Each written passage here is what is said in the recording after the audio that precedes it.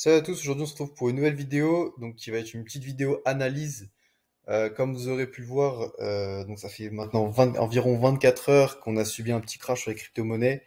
Donc on a quand même mangé un petit crash de quoi? Peut-être, il me semble 8%, je crois, c'est un truc comme ça.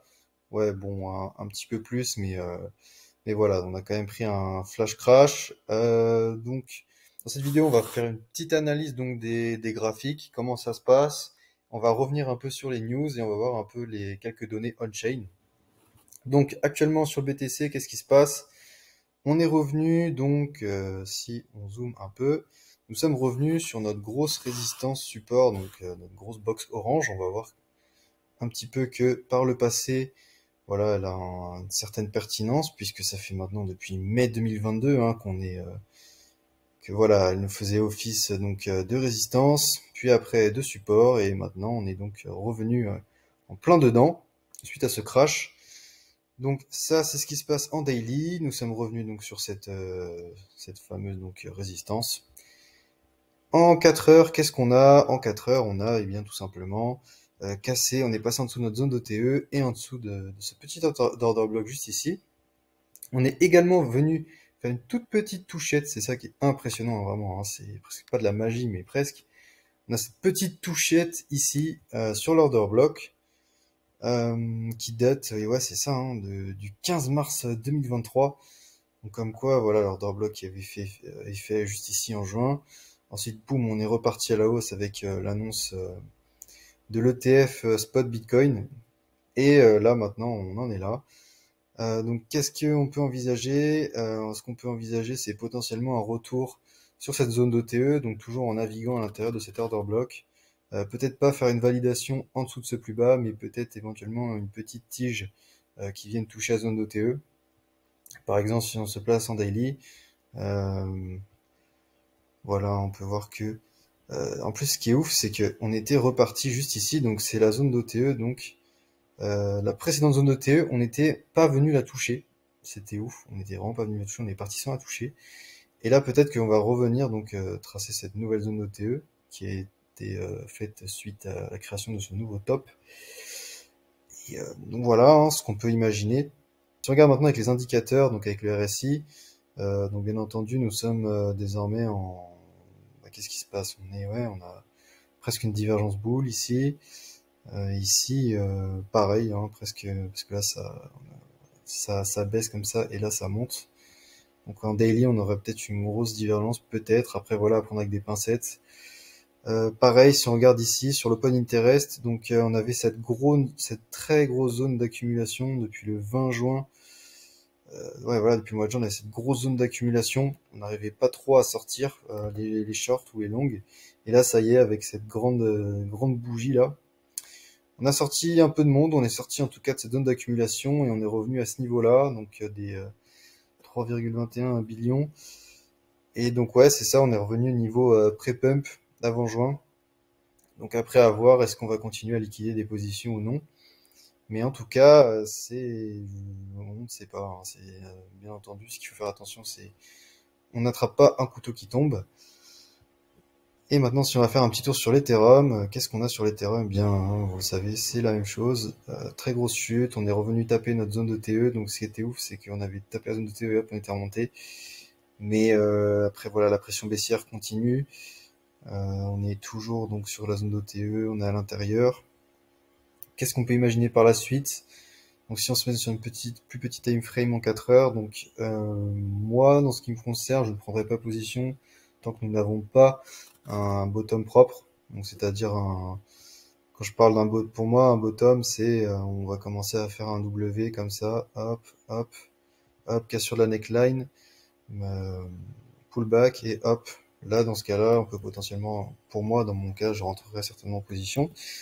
Mais en tout cas, pour l'instant, on n'a pas ça, et donc il faut attendre. Ça, ça, ça ne sert plus à rien.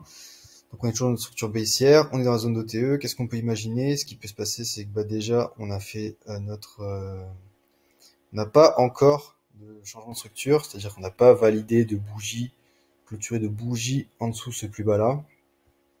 Au moins le point positif, c'est que on n'a plus de fair value gap à combler, en tout cas par ici, puisqu'ils ont tous été comblés. Après, voilà, je les ai pas tracés sur le graphique, hein, mais en 4 heures, on en a. On en a notamment ici et on en a là. Donc à se méfier quand même. Donc qu'est-ce qu'on pourrait imaginer? Ouais, voilà, une petite touchette euh, vers les 1400 et quelques. Après, bien sûr, hein, ils seront forcément comblés un jour. Oula. Ils seront bien entendu comblés un jour, mais ça peut très bien être dans une semaine comme dans 3 ans. Hein, ça ne veut absolument rien dire. Et voilà, en plus, on avait toute cette zone d'accumulation, on avait toutes ces liquidités d'accumuler pour partir, et non, pas du tout, on n'a rien fait. Donc, en plus, j'ai failli rentrer en longue, j'ai eu de la chance, mauvais timing, j'ai pu me taper un mauvais timing. Donc, ensuite, maintenant, si on s'intéresse un peu aux données on-chain, qu'est-ce qu'on a? Donc, d'après Blockchain Whisper, en tout cas, on a toujours hein, une majorité de longues. Donc, vous savez ce que ça veut dire? Ça veut dire qu'on risque d'aller au sud les chercher. Maintenant, si on passe l'order book sur CoinGlass, on peut voir qu'on a une majorité d'ordres au sud. Et ça, qu'est-ce que ça veut dire? Et ben, ça veut dire que les exchanges ont tout intérêt à ce que les ordres soient pris au sud, puisque c'est comme ça qu'ils font des commissions et qu'ils sont rémunérés, et que donc le prix peut potentiellement repartir sur le sud, on peut repartir au sud. Après, au niveau de la liquidation, la map de liquidation, voilà, donc on a plutôt un gros intérêt au nord. Après, pour ça, je préfère Kingfisher. La map de CoinGlass, elle est pas ouf, celle de Kingfisher, mais moi, je n'y arrive plus à la charger. Avant, j'y arrivais, même avec le plan gratuit, maintenant, c'est plus possible. Et pareil, au niveau des funding, pareil, hein, c'est assez vert, même en négatif, hein, sur certains endroits. Donc, par exemple, sur Bybit, hein, on a les funding négatifs sur le BTC. Et donc ce qui est plutôt un principe bon, mais là, faut faire, comme on en a parlé, faut faire attention. Donc des fundings assez élevés. Pour ces cryptos-là, en vrai, on s'en fout, ça nous intéresse pas. Et maintenant, si on passe un peu à l'actualité, donc voilà, donc on a SpaceX hein, qui aurait vendu des centaines de millions de dollars de BTC. Après, c'est des BTC qui ont été acquis en 2020, 2021-2022, donc ils ont dû réaliser vraiment une plus-value vraiment de ouf. Parce qu'en 2022, voilà, c'était vraiment un gros bear market. Donc c'est aussi en partie que pour cela hein, il y a eu ce dump. Ah, après, on a également Evergrande hein, qui fait faillite. Donc Evergrande, géant de l'immobilier chinois, qui fait faillite. Et ça, c'est terrible parce que après, on peut potentiellement donc en voir les conséquences nous sur quelques mois plus tard. Donc que ce soit 6 mois ou un an, ça peut potentiellement se répercuter sur nous sur le moyen terme. Après, on a également cette whale de TH hein, qui s'est débarrassé de 41 millions de dollars de TH juste avant le crash. Donc ça, c'est pareil, c'est des éléments qui poussent vraiment à la théorie de la manipulation du marché. Après, voilà, hein, on a, on avait cette whale avec ça vient certainement des insides et les fameuses informations que nous on n'a pas forcément.